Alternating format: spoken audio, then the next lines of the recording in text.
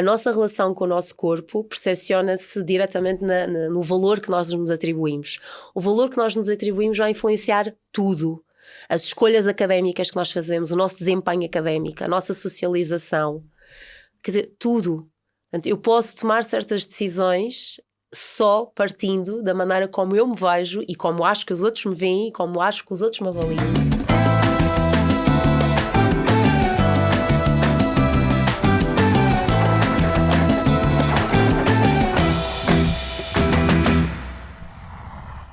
Sejam bem-vindas a mais um episódio do podcast da Wells Não Fica Bem Falar de, onde riscamos todos os nãos.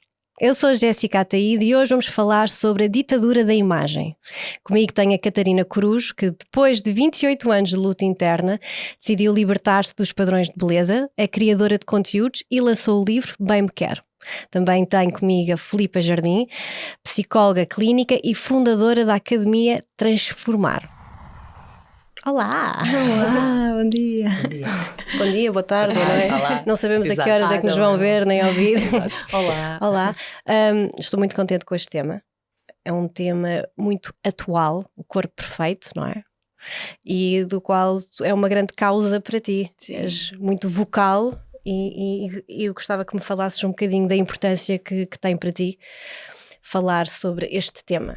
Ora, a importância está muito ligada à minha própria libertação, ou seja, o meu autoconhecimento veio de perceber que não existia um corpo perfeito eu nasci já tenho um historial de família com obesidade, com uma pressão muito grande que recaiu sobre a minha mãe e depois o ser alta. Acabei por crescer com esta ideia de que para ser aceite tinha que caber num determinado padrão do corpo, tinha que vestir na altura, tinha vestido 38, enquanto não vestisse o 38 não estava onde no corpo estar. certo, no corpo perfeito. E então hoje em dia esta libertação dos tamanhos, libertação dos números é muito importante para mim, porque não existe um corpo perfeito, só corpos perfeitamente imperfeitos. É verdade. Tu, com o teu livro, tu dizes que foi um sonho concretizado, porque era o que tu gostavas que te tivessem dito quando eras adolescente, não é? Sim. Os traumas vêm sempre da adolescência, de quando somos mais novas. Fala-me então do que é que tu dizes no teu livro, o que é que gostavas que te tivessem dito, o que é que era importante? Eu acho que o mais importante de tudo foi a autocompaixão. Eu acho que foi...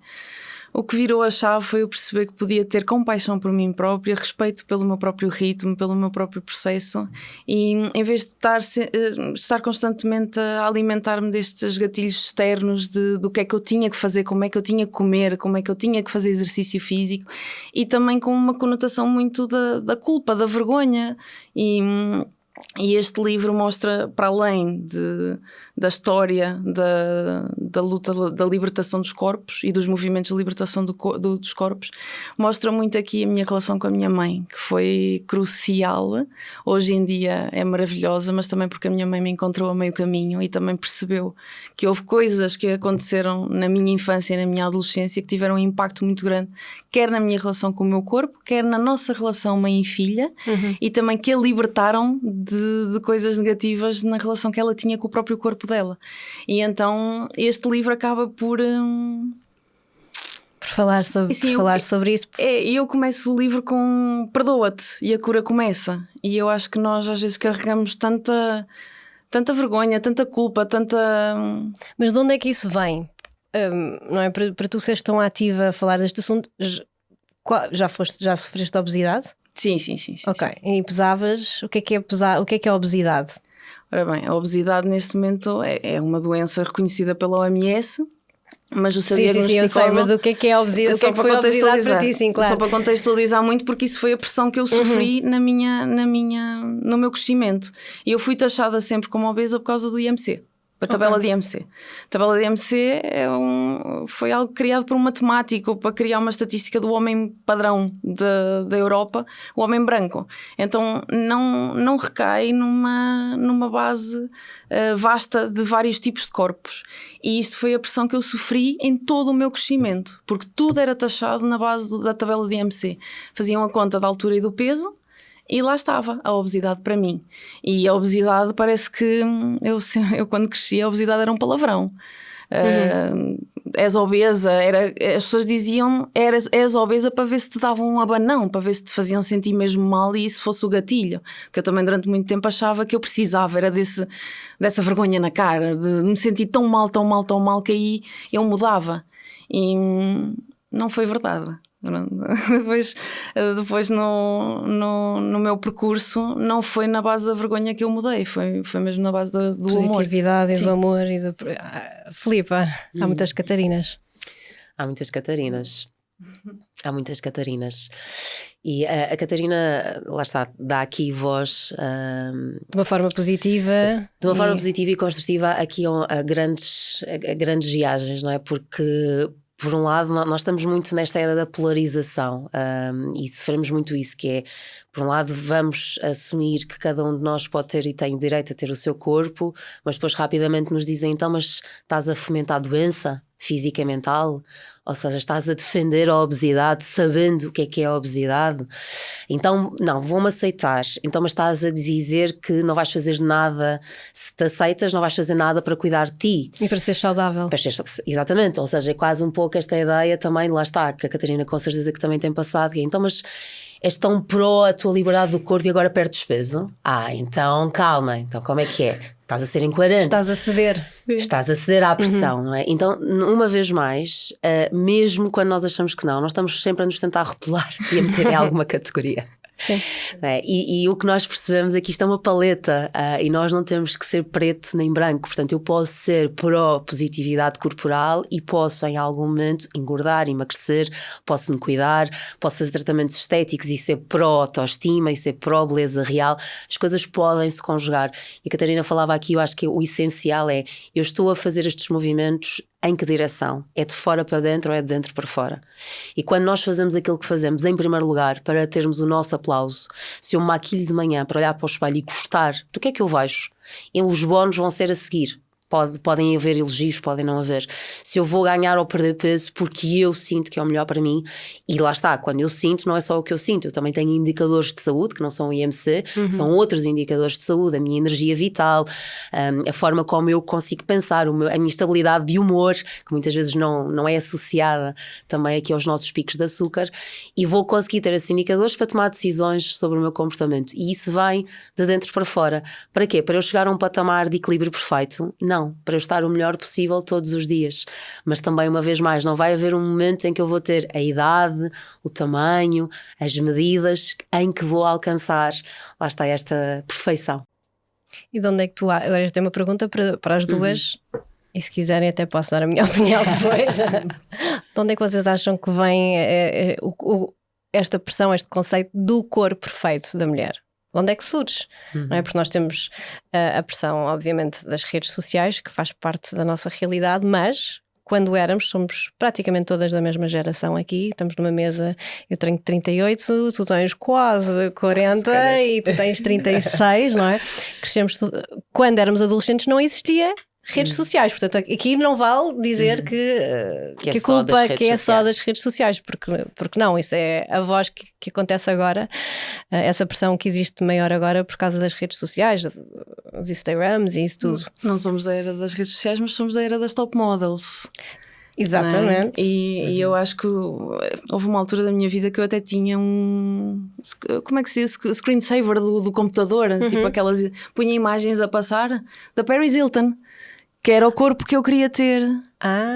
E assim, nada contra, obviamente, mas não tem nada a ver com o meu corpo, com a minha estrutura. E eu não tinha essa percepção. Mas na altura era isso que na tu altura vias. Era o que eu achava que tinha que ser para ser aceito, ser bonita, poder ter acesso ao mundo da moda, ao mundo dos mídias. A moda só falava, assim, só contratava, nós só víamos nas capas, só havia campanhas de mulheres lindas, magras, muito magras, até houve uma fase mesmo antes de exatamente, sim, muito magras, não havia qualquer exemplo de um corpo real e saudável. Desta diversidade, não. Mas lá está, nós olhando para trás, nós desde sempre com o nosso aspecto físico foi sendo acompanhado por status e ideias associadas, ou seja, consoante a profissão, consoante as pessoas se vestem ou devem se vestir, consoante o status social, são mães, são mais ricas, menos ricas, o aspecto físico sempre veio a acompanhar isso. E depois toda a ideia do teatro,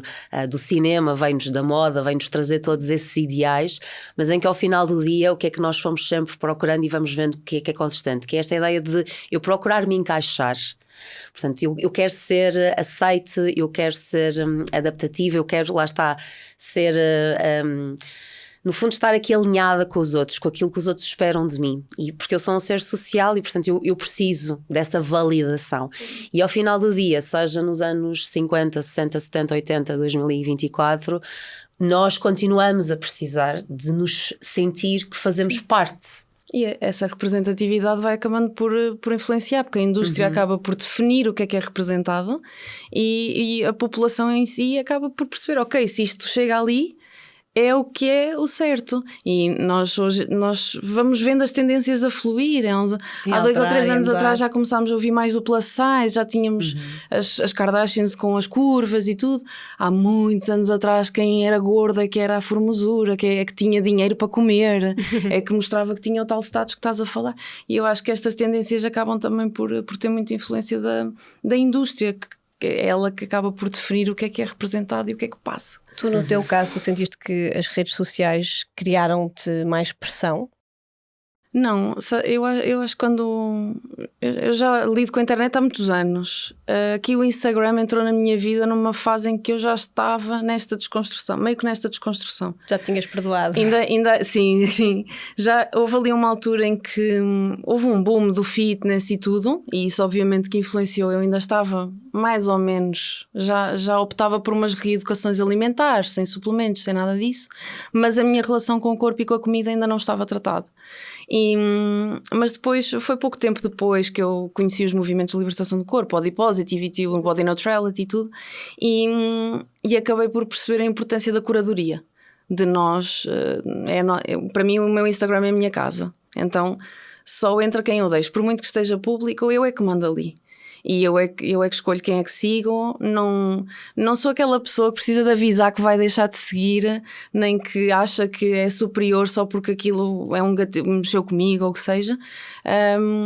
Mas acabo por levar as redes sociais como algo que eu posso filtrar. Leveza, sim. Eu posso filtrar. E como é não que gosto geres os comentários negativos, por exemplo? És prática, apagas, já tive tiras? fases. No início eu tentava educar, eu tentava mostrar ali a minha posição e tentar mostrar à pessoa que não era isso. Eu não estou nada a querer promover a obesidade, não é nada disso. Hoje em dia já não quero saber. Bloqueio, limpo, se não queres entender, não queres entender. Como é que achas que se deve gerir esta poluição exterior que existe em relação ao corpo? Não é? Nós falamos para as mulheres, não é? Obviamente também há homens que passam por isso, mas aqui estamos as três, vamos falar sobre nós. Qual é a melhor forma? Porque é uma poluição, não é? Estás mais magra, estás mais gorda, porque também estamos a falar de mulheres que querem engordar e que não conseguem. Essa gestão desses comentários todos, as pessoas por norma não têm consciência que podem criar aqui outros tipos de problemas, não é? Que depois ficam a ser resolvidos para quem pode e para quem quer em terapia durante muito tempo. Sim, nós habitualmente falamos antes de pensar, e às vezes por trás de uma boa intenção dizemos tudo e achamos que essa boa intenção salvaguarda o resultado, e isso não é verdade. Portanto, nós agredimos-nos muito. Agredimos às vezes até pessoas que amamos, e inclusivamente já há várias investigações feitas que mostram que a maior parte das críticas mais severas e danosas vêm precisamente de pessoas que nos são próximas, não vêm das redes sociais em primeiro lugar, vêm de pessoas do nosso dia-a-dia, de conhecidos, de família, claro. Que são pessoas, lá está, que às vezes por detrás de uma boa intenção ou de uma impulsividade ou da dita frontalidade nos dizem coisas que às vezes a maneira como dizem, ou sem nos pedirem permissão, porque as opiniões são um bocadinho como o nosso corpo. Nós não pedimos opinião. Nós não pedimos. E as pessoas acham sempre no direito de as dar, mesmo que muitas vezes não venha de um sítio negativo. Sim. Acaba por vir. Que conselhos é que tu dás, por exemplo, a pais, não é? Que os filhos já estão a sofrer com estas comparações, eventualmente que estas pressões da ditadura da imagem, e que são pequenos, não é? E os pais já estão preocupados porque os filhos estão a começar a não querer ir à escola por se compararem, ou a criarem ansiedades, ou a deixarem de comer, ou a comerem mais. Sim. Acho que tu disseste aí uma palavra que é chave, que é comparação. A nossa sociedade continua a comparar-se. E depois a seguir, mais do que ser cooperativa, é competitiva. Então nós temos aqui um cocktail perigoso, que é a comparação com a competição. E isso acontece no jardim de infância, isso acontece na escola, com os rankings da vergonha e com os rankings, lá está, aqui de tudo quanto se destaca, não é? Da glória. E portanto nós temos os quadros de honra com os meninos que têm melhores notas, e nós temos os quadros da vergonha com aqueles que não estão lá, não é? E tudo isso depende da maneira como nós o encararmos. E portanto, se nós dissermos nós vamos querer destacar quem é bom em várias coisas, e com certeza que podemos aplaudir quem tem boas notas a português, é importante que haja espaço para aplaudirmos quem sabe dançar melhor, quem canta melhor, quem tem este espírito de colaboração e que ajuda um amigo com o pé partido a subir as escadas. Pode haver muitos destaques, e é não criarmos esta hierarquia do que é que vale mais do que o resto. A partir daí, tocarmos que nós vivemos numa sociedade de comparação. Portanto, também acharmos que essa comparação, há aqui uma qualquer vacina que podemos tornar os nossos filhos ou nós próprios imunes, isso não vai acontecer. Portanto, quanto mais orçamentarmos um pouco essa ideia de que nós vamos viver com a comparação. Nós somos seres humanos, nós vamos falar uns sobre os outros. Às vezes vamos estar mais focados, outras vezes mais impulsivos. Isso vai acontecer. Portanto, como é que eu me torno capaz de lidar com a rejeição do outro ou com a não concordância do outro? Como é que eu treino esta minha capacidade também de o outro dizer mal de mim? E em casa, enquanto pai e enquanto mãe, se eu não abastecer esta autoestima, este valor incondicional do comportamento e do desempenho do meu filho, eu começo a criar fissuras nesta estrutura. Porque nós queremos sempre, não é, que gostem de nós. Depois, a partir daí, nós começamos a trabalhar e a perceber que não há mal das pessoas não gostarem de nós, mas no início da nossa vida isso é realmente, nós precisamos e queremos isso. E estas comparações, estas críticas, esta ditadura da imagem, obviamente passa para criar problemas psicológicos, não é? Que podem acabar em distúrbios alimentares. E não só, e outra patologia mental, não é? Eu acho que cada vez mais isso é essencial, nós percebermos que a maneira como nós nos tratamos e como os outros nos tratam vão impactar na nossa saúde física e saúde mental. E portanto também é importante trazermos aqui esta ideia de que quando falamos em ditadura de imagem, quando falamos em distúrbios de comportamento alimentar, que não haja dúvida de que no cerne aqui da resolução está sempre a psicoterapia, está sempre o acompanhamento psicológico. E portanto nós às vezes perdemos muito tempo na ponta do iceberg, na parte visível, que é eu se calhar preciso de fazer, e nada contra, mas se calhar preciso de fazer uma consultoria de imagem para mudar as minhas roupas, e preciso se calhar fazer uma reeducação alimentar, e preciso ir de férias com as amigas, e preciso de mudar a minha banda sonora, e preciso ir fazer um detox, e tudo isto tem lugar. Mas como a Catarina tão bem representa e fala sobre isso várias vezes, a base da resolução é perceber primeiro quem é que eu sou, quem é que é a minha história, qual é que é a minha história e qual é que é a função da comida na minha vida, porque eu não consigo deixar de ter uma relação aditiva com a comida, ou até uma relação de poder ou até de punição, seja em relação a outros, seja em relação a mim, com a comida, só porque eu vou sentar-me em frente a alguém que me chama uns quantos nomes ou que me inspira muito e que me motiva muito, porque temos essa dupla filosofia, não é? Da agressão de estás horrível, estás com celulite, és obesa, vais ter aquele trabalho, vais perder aquele trabalho, portanto vai pela dor, como temos os outros, já viste, se tu perdes 5 quilos ou 10 quilos ou 20 quilos ficas fantástica, ganhas aquele papel, ok, sejam qualquer dessas estratégias, é fora para dentro, e nós somos muito boas, lá está, no curto prazo, mas isso não é depois sustentável, não é? E portanto não basta nós sabermos que temos um problema, neste caso com a comida, precisamos de compreendê-lo. Claro, e mexer nas gavetas, perceber de onde é que vem, com esse respeito, saber que demora tempo e paciência. Tu já falaste abertamente sobre distúrbios alimentares, queres contar um bocadinho mais sobre esse assunto? Claro, e até no seguimento do que a Filipa disse, faz super sentido, e isso aconteceu na minha vida, que é esta pressão e as bocas que mandam e esta impulsividade que tanta gente tem à nossa volta acabam por nos desconectar de nós próprios. Ou seja, os nossos sinais de fome, de saciedade, acabam por se dispersar, e isso aconteceu comigo. E tendo em conta que eu era muito controlada no que comia, constantemente... Desculpa, os teus pais controlavam? Era mais a minha mãe. A minha relação com a minha mãe impactou completamente a minha relação com a comida. E isso acabou por fazer com que eu não me sentisse confortável em comer em público. Comia às escondidas. E o comer às escondidas o que é que faz? Faz com que, de certa forma, é o fruto proibido, tu perdes o descontrolo. E hoje em dia que faço o tratamento, ainda sou acompanhada comportamentalmente, eu consigo perceber o impacto que teve, ainda hoje que estou bem consciente e já fiz um trabalho psicológico muito forte, o impacto que tem às vezes eu comer em público e achar que estou a ser julgada, e isto é uma vozinha que está lá ao fundo. Hoje já tenho as ferramentas para lidar com isso, tudo bem, mas durante anos e anos e anos eu perdi completamente esta conexão comigo mesma.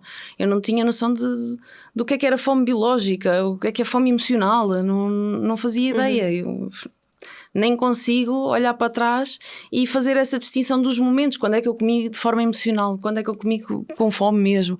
Não consigo fazer essa distinção na altura, e isso acabou por me levar tanto à compulsão como a episódios bulímicos.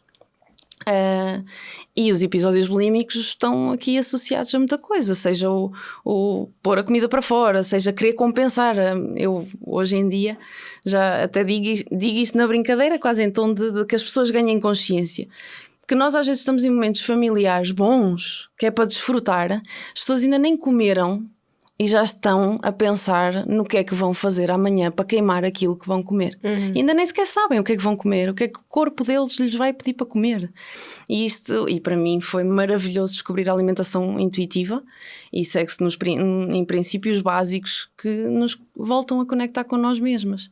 E quando nos deixamos desta comparação, até porque eu também vivi muitos anos a achar que tinha que olhar como é que a minha mãe comia, porque a minha mãe era magra. Então, se eu comer como a minha mãe, eu vou ficar magra. Mas depois lá está, esta relação deturpada com a comida, o valor que eu tinha, o valor que eu atribuía à comida, o facto da comida ser um escape para mim, uma fonte de prazer quase obsessiva, é impossível, e não é? que hoje em dia consegues gerir tranquilamente. Mas se ficares ansiosa, por exemplo, se estiveres nervosa ou ansiosa, se sentes que seria o teu primeiro refúgio? Antigamente, sem dúvida, era a minha maior fonte de prazer. Então, lidando com uma depressão que só foi diagnosticada aos 33 anos, houve aqui muitos períodos da minha vida em que só a comida me trouxe conforto. Claro, mas é natural, passando por esse processo todo da tua adolescência, que supostamente devia ser os melhores anos da nossa vida, como gostam de dizer, sim, não é? Sim. Passares por isso seria de esperar que uma depressão viesse, não é? Lá está, isto é mais uma das coisas que vem da pressão da imagem perfeita, não é, Filipa? Quer dizer, vem uma depressão que com certeza, digo eu, deve ter vindo da tua adolescência. Sim, sim. E depois mesmo a depressão resolve-se se emagreceres. Então não é depressão, estás a ser uma vítima. Não? Pois isto é um never-ending story, às tantas é uma bola de neve em que andamos sempre aqui, mas sempre à volta do mesmo, não é? Sim. De seguir os padrões de beleza até tomarmos a decisão, e eu também falo abertamente, também tive, e como não posso dizer tenho anorexia nervosa, é uma bola de neve que tu tens que tomar iniciativa de cuidares de ti e de procurar especialistas e médicos para te ajudar, mas que nada se resolve sem trabalho, porque as pessoas querem tudo para ontem, não é? Sim, e estas condições, não é? Eu acho que são condições muito estruturais, e este respeito por estas condições ou seja, quando eu digo eu tenho anorexia nervosa, eu não estou a dizer que estou refém da anorexia. Sim, exato. Eu estou a dizer que eu estou bem atenta a ela, que a conheço hoje em dia muito bem, que sei perfeitamente quando é que ela começa a falar um bocadinho mais alto, ou pelo menos partes dela, não significa que eu, lá está, esteja ativamente doente, mas há esse respeito, não é? E a questão, a Catarina falava, a alimentação intuitiva, nós vemos os jardins de infância e escola, voltamos ao mesmo, os meninos comem que quantidade a que horas? Quando são mandados. Há um prato que vem, igual para todos, naquele horário que é igual para todos, e eles são convidados a comer, convém que tudo. Portanto, nós estamos a dizer, olha, está hoje com mais apetite, com menos apetite? Não.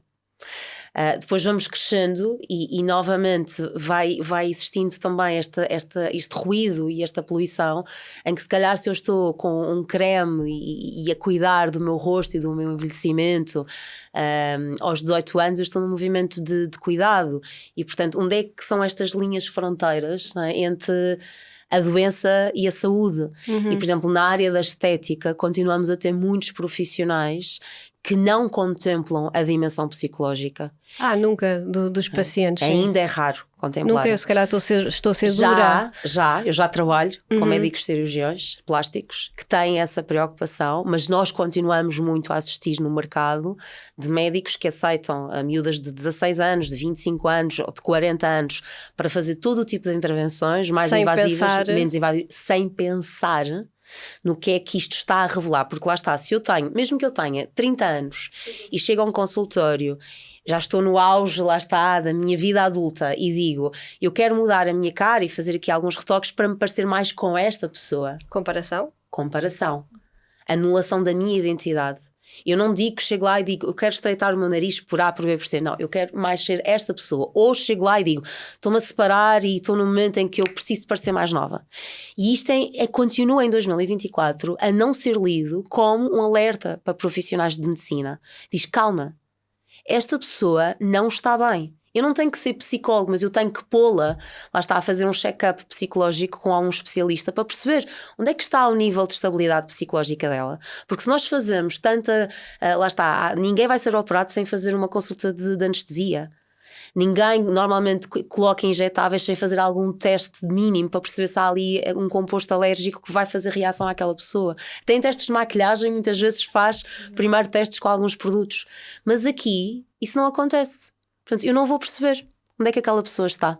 E aquela pessoa pode estar numa dismorfia corporal, que é quando eu olho para o espelho e não me vejo exatamente como eu sou e como eu estou. Eu posso estar num estado depressivo que vai desde o ligeiro ao severo. Portanto, eu posso estar funcional e estar deprimida, porque isso também não está escrito na minha testa. Eu posso estar com ataques de pânico, eu posso estar com distúrbios de comportamento alimentar, e depois normalmente as doenças psicológicas, de saúde psicológica, vêm aos pares. Portanto, quando nós temos uma, habitualmente temos outra. Como é que tu sentes que este teu processo todo, não é, que tu passaste, sentes que afetou a construção da tua personalidade?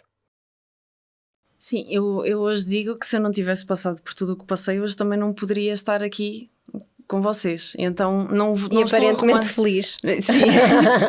E eu não vou estar a romantizar, obviamente, tantas discussões que tive com a minha mãe e que sofremos as duas, que houve momentos muito, muito penosos para as duas. A minha mãe estava a tentar fazer o melhor que ela sabia e eu estava a tentar fazer o que achava que tinha que fazer. Mas eu acabei por retardar aqui um bocadinho a minha autoconfiança, a minha personalidade, o de não ter medo de falar em público, ou de às vezes até dizer coisas parvas e não tão certas. Eu era muito tímida, mas tímida porque eu achava que tudo em mim estava errado. Tinhas dificuldades em fazer amigos, namorados ou namoradas? Namorados era uma coisa que eu achava que nem era uma questão, porque lá está, eu não tinha a beleza padrão, achava que não era uma questão para mim. O meu primeiro namorado veio aos 19 anos, mas eu gostei de rapazes antes e nunca senti confiança. Que fosse sequer uma possibilidade, porque eu não era bonita, eu não me sentia bonita, não sentia que fosse, né? Mas em termos de amizades, eu era aquela miúda que protegia toda a gente, era a defensora de toda a gente, não gostava de ver situações injustas. Ou seja, eu acho que um bocadinho aquilo que eu não queria sentir na pele, eu tentava evitar nos outros, por assim dizer. Mas lá está, este peso que tinha a minha imagem na concretização da minha vida acabou por retardar aqui um bocadinho eu tomar a decisão de seguir um caminho que eu queria. Eu segui muito ali o caminho que eu achava que tinha que seguir, que era o certo. Os pais é que dizem que esse, seja advogado é que é bom, ou seja teres vestido no 38 é que é bom. E isso era o meu foco. Então nada era possível enquanto eu não atingisse isso. E quando é que isso mudou? Olha, foi... Eu aos 28 anos, lá está, eu estava no início do procedimento para fazer a cirurgia bariátrica pelo SNS. E a primeira consulta, e aqui ainda não estava diagnosticada com depressão, estava ali numa fase muito delicada da minha vida. E fui recebida com: se continuas assim vais morrer, nem bom dia, nem boa tarde, nada. Foi esta frase. Eu saí de lá, vou ser muito clara, eu saí de lá a querer tirar a minha vida. Eu já tinha anos e anos de pensamentos destrutivos e ali foi um... Mas eras seguida já por um psicólogo? Aqui, não. Aqui portanto, eu pedi o encaminhamento e fui à primeira consulta do processo. Depois a partir daí provavelmente ia ter psicologia, ia ter isso tudo. Mas logo o primeiro médico que me recebeu-me assim. E eu saí de lá completamente destruída. Tive uma conversa com uma amiga que ela esteve ali a puxar por mim. Mas e porquê é que tu queres fazer isto? Explica-me. E eu cheguei à conclusão: eu quero que as pessoas se calem. Eu estou farta de ouvir falar do meu corpo. Eu estou farta que me digam como é que tem o meu corpo que ser, como é que não tem que ser. Eu estou cansada. Eu só quero... Eu de certeza que vou conseguir mudar se tiver uma faca apontada a mim própria. Bom, não é o que eu preciso. Eu não tenho força de vontade, eu não tenho autoestima, eu não tenho confiança. Eu preciso é de ser magra. E depois isso deu-me ali, tipo, não, eu estou a fazer isto pelos motivos errados. Eu não posso chegar a este ponto de tamanha anulação de mim mesma que eu só quero agradar aos outros. Eu vivo para agradar aos outros? Não. E então fui literalmente ao Google, perguntei ao Google como é que eu consigo gostar de mim. E foi aí que descobri que existiam mulheres que, independentemente do corpo que tinham, do tamanho do corpo que tinham, gostavam delas. Gostavam delas como pessoa, porque lá está, ainda hoje, né, eu fiz a cirurgia e ainda hoje recebi uma mensagem a dizer: mas a cirurgia bariátrica é um procedimento estético. Não é. Porque as pessoas estão associadas a ver o ganho de peso e a perda de peso a uma questão estética. Falam de saúde, mas nunca é pela saúde. E eu dizia isto muitas vezes enquanto mulher obesa: nunca é pela saúde. As pessoas, eu fui chamada de tudo, de promover a morte, de promover a doença, mas estas pessoas não têm noção do quanto eu lutei pela minha vida. Não têm noção. E quando é que tu decidiste começar a procurar ajuda psicológica? Depois, isto foi ali em 2018. Não, eu desisti do processo aí. Tu desististe? Não, eu desisti, eu percebi que estava a fazer pelos motivos errados, então desisti. Então fui por outra abordagem, tentar perceber como é que eu consigo conectar-me comigo mesma, quem eu sou. E então descobri o mundo, enverdei ali no mundo da psicologia, do coaching, fiquei apaixonada por isso e descobri os movimentos de libertação do corpo também. Obviamente, ver mulheres fora daqui, não é? Tipo Brasil, Estados Unidos, Reino Unido, já são muito vocais sobre estes temas. Fui aprendendo sobre o assunto e pronto, iniciei-me ali um bocadinho pela aceitação corporal e pelo body positivity e aquilo mexia um bocadinho comigo porque chegou a um ponto em que mas eu não tenho que gostar de tudo. Porquê que eu tenho que gostar de tudo? Eu posso aceitar a realidade em que estou e depois ir tratar. E só esse pensamento é que me permitiu chegar a um ponto em que para lá. Afinal, eu não sou só muito emocional. Se calhar as minhas lágrimas não são de crocodilo. E felizmente a minha médica de família foi um anjinho que até foi na pandemia, aquilo foi na pandemia, foi em 2020, e eu não lhe conseguia explicar o que sentia. Eu tive mesmo que escrever numa lista. Eu fiz tipo monitorização durante meses do que é que ia sentindo, ia escrevendo num bloco de notas, e no dia da consulta eu não lhe conseguia explicar. Eu tive literalmente que ler tudo o que sentia, e ela só me perguntou: Catarina, há quanto tempo é que tu te sentes assim? E eu: desde os meus 15 anos, 14. Como assim? Como é que é possível dos 14 aos 33 tu achas que é só manha? Tu é que te estás a fazer de vítima? Não é assim? Médica de família. Minha médica de família. Okay. E aí encaminhou-me para a psicologia e foi aí que comecei a ter acompanhamento psicológico. E felizmente ainda hoje a pessoa que me acompanha, pois percebi da necessidade do acompanhamento comportamental no que toca à nutrição. Porque eu percebi que a palavra dieta é estilo de vida, tudo bem, mas a palavra dieta já está completamente manchada pela indústria da dieta. Sim, tens a dieta da cebola, a dieta do abacate. E a dieta hoje em dia está associada não é a estilo de vida, está associada a restrição, a déficit calórico. E pronto, depois também conheci a alimentação intuitiva, e os nutricionistas que me seguem segue-se pela alimentação intuitiva, e só passado, ou seja, eu fiz acompanhamento. Isto começou em 2020, o acompanhamento psicológico. Em 2022 comecei o nutricional. E depois houve ali um período em que chegámos à conclusão que se calhar o meu trabalho psicológico com os distúrbios alimentares estava bastante evoluído, mas o peso que eu ganhei nesta recuperação, porque sim, eu engordei enquanto me estive a curar, quando estive a curar a minha saúde mental, talvez fosse bom optar por uma ferramenta de cirurgia. E foi a partir daí que eu voltei à pesquisa e discuti com um nutricionista, com um psicólogo, tive meses a discutir sobre isto até tomarmos a decisão em conjunto de que sim, eu já estou tranquila com gatilhos, a minha relação com a alimentação estava muito mais tranquila. Já estavas num sítio confortável para poder tomar essa decisão. Encontrar o sítio certo, que respeitassem também a minha história, porque eu não quero não voltaste ao mesmo pesos médico. Não nem pensar. Não, mas para mim saúde não nos dá a superioridade moral, e há muitas pessoas obesas que acabam por ser maltratadas e ostracizadas só porque são consideradas inferiores. Não é? E tens que lutar pela tua saúde. Às vezes eu acho que há pessoas muito saudáveis que não têm uma vida feliz, que não vivem bem, que não têm bons hábitos. E para mim foi transformador conseguir encontrar esta vertente da aceitação corporal, que me levou à naturalidade corporal, que me permite gostar de algumas coisas, não gostar. Esta voz ativa. Porque mesmo mais magra hoje, há dias em que eu não me sinto bonita. Então, mas isso são todas as mulheres. Mas sim, mas há uma ideia de que perder peso é que me vai fazer sentir a última bolacha do pacote. Olha, vou-te só dizer, digo experiência própria, não vai. Não vai. De todo. Então, por nenhum momento te arrependeste da tua decisão da cirurgia, nada? O meu valor deixou de estar associado ao tamanho do meu corpo. Portanto, não ligas a tamanhos de calças, consegues viver super tranquila. Se eu puser um 38 ou um 44 e eles estiverem exatamente iguais um ao outro, eles têm as mesmas medidas. Verdade.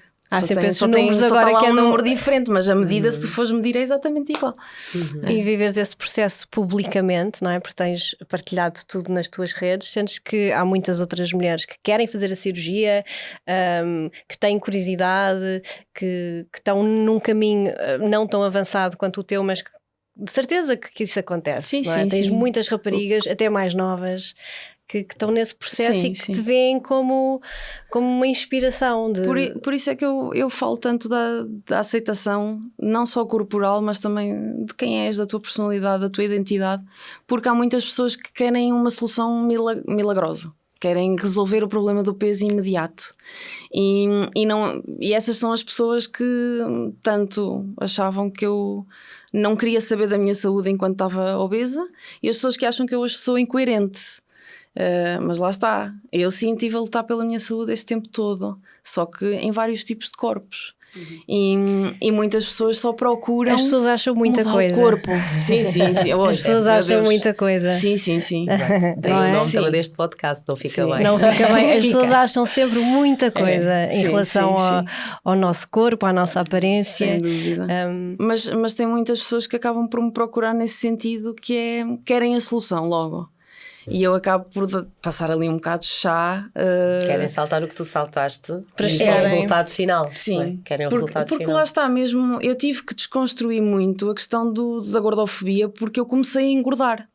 Não é? Eu, quando comecei a tratar da minha saúde mental e deixar-lhe dietas. Mas fizeste uma ordem, foste por ordem, foste primeiro tratar da tua saúde mental e depois. Mas quando comecei a engordar, aquilo também eu assustei. Foi duro, claro. Também me assustei, não é?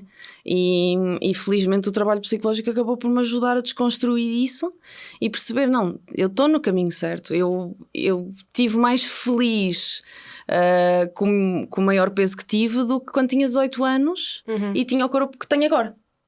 Não é? Eu estava miserável com 18 anos. Não é? E eu encontrei a felicidade no meu corpo maior. E foi no meu corpo maior que eu salvei a minha vida. Portanto, eu nunca vou falar mal do meu corpo maior. E existe muito esta conotação na sociedade que o antes é aquilo que é para evitar, para todo o sempre. Pá, eu não quero voltar lá, tudo bem. Mas já lá estiveste. Mas não vai ser com raiva. Não vou viver a vida com raiva do meu corpo, porque foi ele que me sustentou. E com vergonha, não é? Exatamente. Sim. Achas que o primeiro passo para cuidarmos de nós é gostarmos de nós? Temos que começar por gostarmos de nós para termos a coragem para começarmos a tratar. O primeiro passo para mim é nos conhecermos. Vou ter dificuldade em encostar ou cuidar de alguém que eu não conheço bem. Então essa triagem é fundamental. Quem é que eu sou? É porque eu, quando tenho 16, 18, 20, 25, 30 anos, muitas vezes... Somos outra pessoa? Sim, e a pessoa que eu sou é uma construção resultante da percepção dos outros. Então, quando eu chego aos 6 anos e nós perguntamos a uma criança, então, diz-me 3 palavras que te descrevem. E uma delas pode dizer, sou inteligente, outra pode dizer, sou bonita, sou simpática. Então, e porquê? Eu rio muito assim com os dentinhos todos para fora e toda a gente me chama simpática. Sou simpática. Eu chego aos 30 anos e continuo a achar que sou simpática. Então, esta desconstrução de quem é que eu sou, não é? O que é que me faz sentido manter e pensar sobre mim? O que é que eu gosto? Em que é que eu sou boa? Nós somos muito rápidas a dizer em que é que não temos jeito, mas em que é que eu sou boa? Quais é que são as minhas paixões, os meus talentos? E isto são perguntas, nós estamos numa relação connosco a vida toda. Com outras pessoas podem ser relações mais duradouras, menos duradouras. Connosco é a vida toda. Não é? Então é uma relação que também precisa de ser atualizada e nutrida, porque lá está, eu vou crescendo, eu vou evoluindo, eu vou tendo várias camadas e vai valendo a pena eu me rir descobrindo e redescobrindo em permanência. Portanto, primeiro eu preciso de manter esse canal aberto de quem é que eu sou agora, daqui a 1 ano, daqui a 2 anos. Temos momentos na nossa vida em que isso vai ser mais brutal, porque entramos na faculdade, porque perdemos um filho, porque engravidamos, porque casamos, porque mudamos de país, porque entramos em menopausa, enfim. Portanto, mas quem é que eu sou a cada momento? O que é que me serve? O que é que eu gosto menos? O que é que eu gosto mais? Que forças é que eu tenho? Que dificuldades é que eu tenho? Que recursos é que eu tenho? E a partir daí eu consigo então olhar para tudo aquilo que eu gosto mais e para aquilo que eu gosto menos e cuidar. E fazer o melhor com aquilo que eu tenho. Cuidar, não ir à procura disto, da maior ilusão das nossas vidas, que é a perfeição. Nós dizemos isso, mas nós não acreditamos. Nós continuamos a ter esperança que ela exista. Eu noto muito isso nas pessoas. Eu sei que a perfeição não existe. Mas eu posso pôr um filtro e quase que pareço perfeita.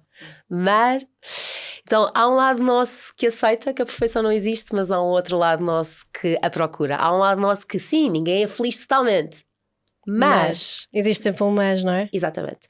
E por isso é que quando nós falamos de corpos e quando nós falamos de comportamento alimentar, nós falamos de pessoas e de vidas, porque como a Catarina estava a dizer, a nossa relação com o nosso corpo percepciona-se diretamente no valor que nós nos atribuímos. O valor que nós nos atribuímos vai influenciar tudo. As escolhas académicas que nós fazemos, o nosso desempenho académico, a nossa socialização, quer dizer, tudo. Portanto, eu posso tomar certas decisões só partindo da maneira como eu me vejo e como acho que os outros me veem e como acho que os outros me avaliam. Sim. E muito importante, desculpa, o nosso discurso interno. Porque eu costumo dizer que não há ninguém que me tenha dito piores coisas do que aquelas que eu me digo a mim própria. Nós normalmente somos a nossa maior inimiga, não é? E há coisas que nós nos dizemos que não diríamos à nossa mãe, às nossas amigas, aos nossos filhos, não diríamos de todo. E eu acho que esta crítica, a autocrítica também se vai trabalhando. E é muito importante sermos as nossas melhores e não amigas. tóxica. Sim. Agora, para acabar, assim de uma forma curta, conseguem?